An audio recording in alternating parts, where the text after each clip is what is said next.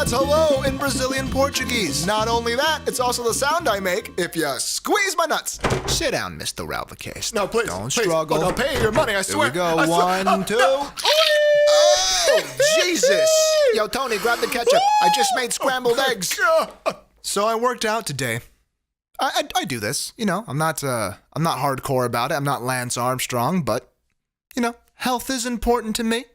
I don't want to be 80-something getting out of a chair and have my hip fall off my body. Oh, God. Oh, no. Somebody, please call the ambulance. I don't know why that would be my voice, but you know, one can hope. That would be a hit with the ladies at bingo night. What a handsome voice. I have bingo. I have it. Hello? I will clearly also just be yelling at no one when I'm older. These are the plans that I have. I want to have that voice and just scream. I honestly think that when I'm old, what I'm going to do is every drug at once. Because when you pass a certain age, nobody cares anymore. When you pass a certain age, people stop trying to figure you out. When you're younger and you're on a subway or you're on a bus somewhere, you know, people look at you and they try to figure you out, you know? Try to figure out what's going on. Is that guy high? I think he's sick. I don't know. Maybe he's just like that. Maybe could he be like that? Maybe. No, he's definitely high. Look at him, eating his boogers.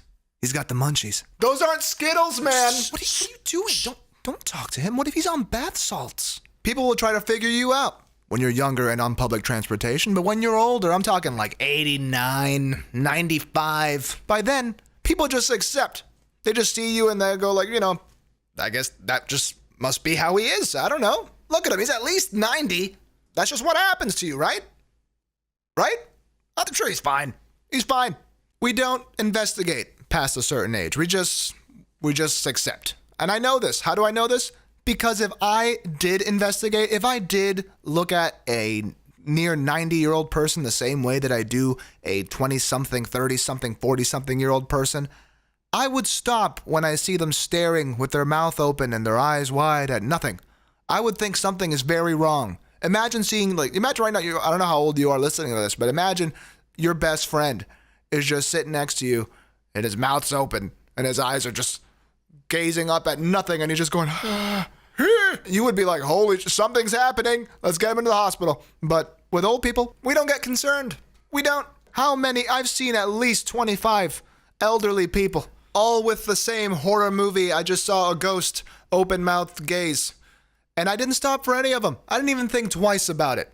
I walked by every single one, maybe looked at them, and then just thought, well, that's what time does. I better hurry up. Think I'm going to be late for my movie. For all I know, those people were looking at me thinking, help! But that didn't communicate. It didn't get across. I don't know. I just walked by. Sometimes I think that, what if the people who have that expression are trapped in an old memory, Inception style, trapped in an old nightmare? What if, people? What if we're here thinking like, he's just old. That's why he looks that way. He's like 93. He's old. And in their minds, they're just reliving their worst and most horrifying memory. We think they're just old. But Grandpa's murdering his best friend on loop.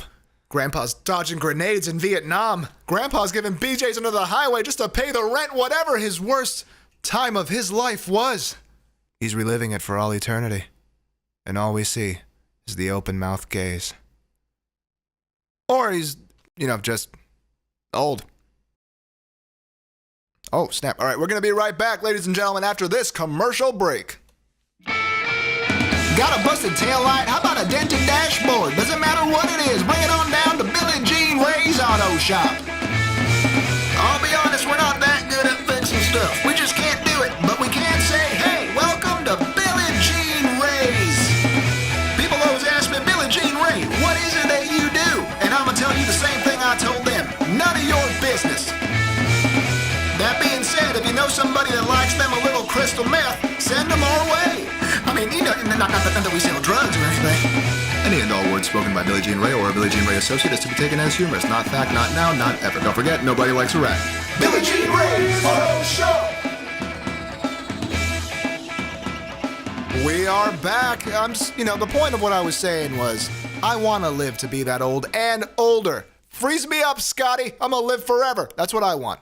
I want to I know that Walt Disney didn't actually get frozen. I'd like to be the guy that does. I know there's already been other people. I want to ignore them. I want to be the first guy to get cryogenically frozen and brought back from the dead. Like the modern Prometheus, like Frankenstein's monster. I want it to be me.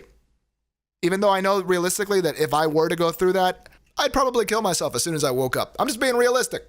I'd wake up. I mean, let's go through this logically. Freeze me. This is going to be exciting. Where am I? It's the year 3000. Oh my God. Kill me. That's what'll happen. As soon as you realize everything you love is gone, all the people you love are gone, and nothing is how it was at all, but like in crazy ways. Because I don't want to be woken up in 10 years, you know? 10 years, things change, but it's not mind-boggling. But 1,000 years, what would that be like?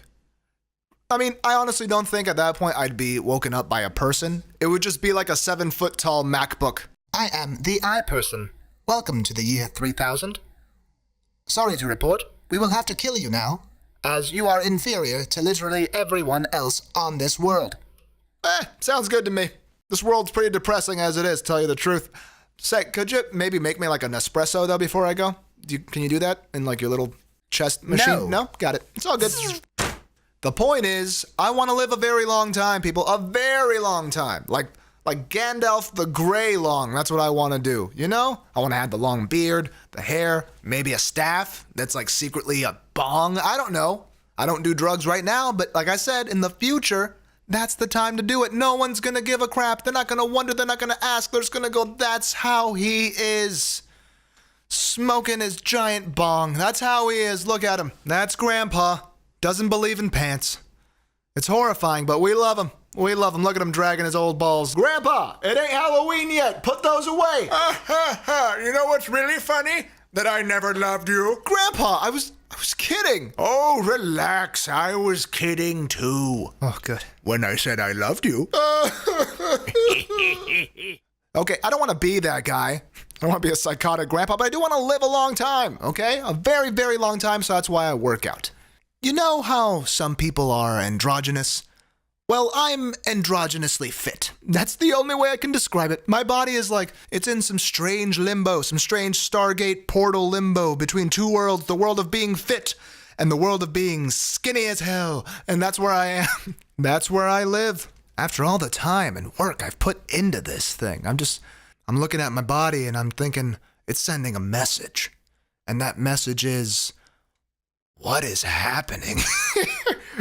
What is going on? That's why I'm saying it's androgynous. I look at myself and I'm like, okay, what do we got going on here? This is pretty interesting right here. Are you fit? Are you skinny? What's happening? You're like a riddle. I'm digging the mystery. I'm some kind of weird, like Stargate portal between fit and emaciated. It's this odd middle ground where I'm neither athletic and I'm not sickly. I'm like a recipe that had a typo in it. So what came out is this like almost what it's supposed to be thing.